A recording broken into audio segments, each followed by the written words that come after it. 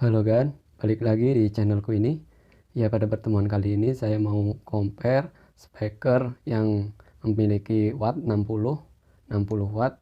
Yang pertama adalah Mifa a90 yang harganya murah meriah 599.000, tapi katanya ini speaker nggak ada 60 watt ya, cuma gimmick. Tapi coba nanti kayak saya tes dengan Elite XL dan Anker Zero.